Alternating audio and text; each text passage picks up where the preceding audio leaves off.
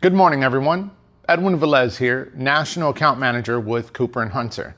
And I want to be the first to welcome you to the Cooper&Hunter University. So what we're going to do for you today is a brief introduction onto the selling points and the features of our Astoria wall-mounted series. So let's get started. First thing you're going to notice, the unit opens up, the panel opens up full 90 degrees. You have a kickstand that keeps it completely open and out of the technician's way. One of the greatest features about this unit is that there are only 2 screws on the front panel that hold it in position.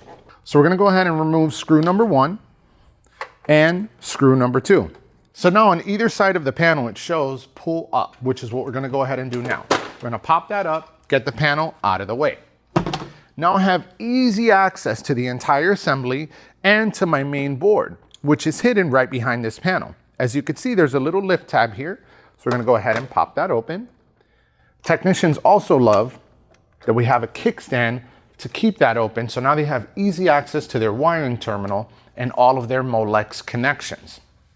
Now, the notable changes on the Astoria series from our R410 generation to our 454B generation is right up front, and that is our new leak detection sensor, which is a constant running sniffer. It could easily be detached from the unit with one Molex plug connection. What I'm going to go ahead and do is disconnect some cables here so that way we could remove the assembly. Now, most mini splits have vertical louvers. Astoria also has horizontal louvers. So I'm going to follow the fan motor, follow my cable all the way up to its Molex plug connection, which is color coded. It's a blue connection point. And I'm also going to go ahead and disconnect my blower wheel motor. I'm going to go ahead and move these out of their assembly holdings, get this out of the way. The next thing we're going to go ahead and do is disconnect our refrigerant leak detection sensor.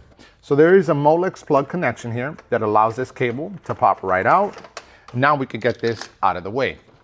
Now, right behind the leak detection sensor, there is a safety clip that holds our condensation line to the unit itself. Now, imagine this unit being up on the wall. So after my clip is removed, we go ahead and we disconnect our condensation line. Now that all of that is disconnected, we have 2 locking mechanisms that hold the chassis together. I'm going to release lock 1, release lock 2. And right here on the undercarriage of this chassis, it does say pull and pull. But remember, since it's up on the wall, gravity is going to take care of most of the work. So we're going to go ahead and give this a little wiggle, make sure all cables are out of the way. And now I have my entire blower wheel assembly. I have my motor, I have my blower wheel, and I have my drain pan, all in less than 1 minute. So now that we have this out of the way, serviceability becomes much easier for our technicians. So I'm going to put this down in an angle so that way you could see. You're going to notice there's another kickstand that actually holds the unit off the wall so that way technicians have easy access to make their connections behind the system. But now that that blower wheel's out of the way, easy access to get inside the coil and clean that coil. It is gold fin coil, anti-corrosive coating to protect it against the elements, corrosion, salty air, mildew, things of that nature. So it's a lot more freedom for the technicians to come in, do their job, go on to the next one. Another thing that customers really appreciate about the Astoria series is that it includes a wireless remote,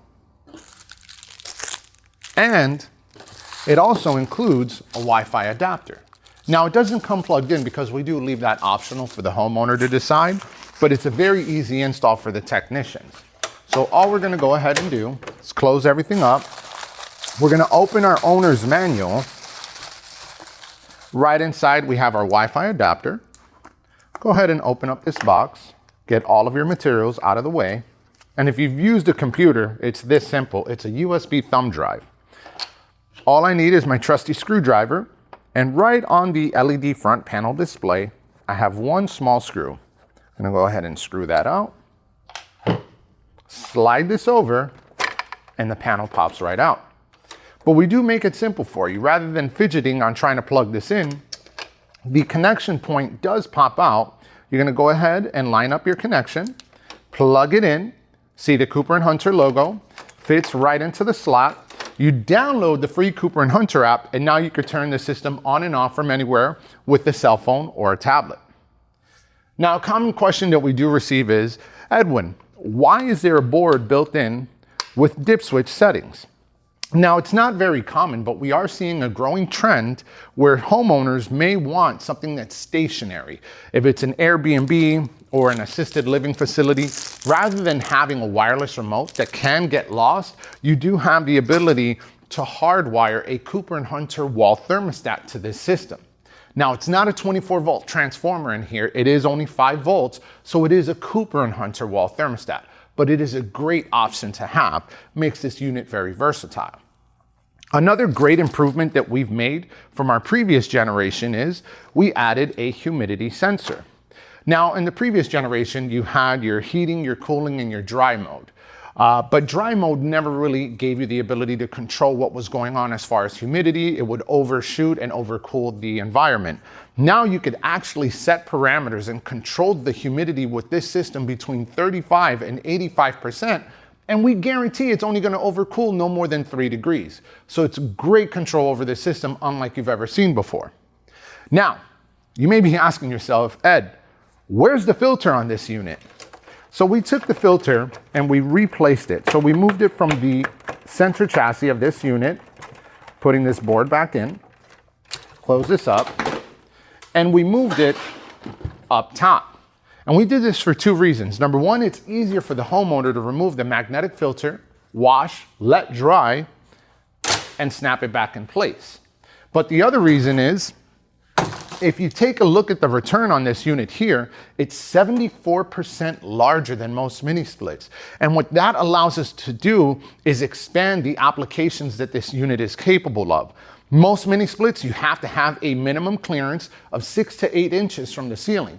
With the Astoria series and this size return, that allows us to have only 2 inches from the ceiling.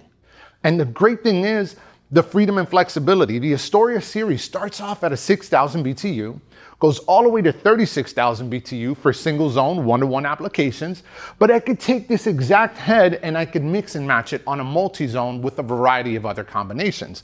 Slim ducts, cassettes, whatever it's needed to fit that application. And that's what makes Astoria a very powerful unit, very versatile for technicians when it comes to serviceability, application, and technology.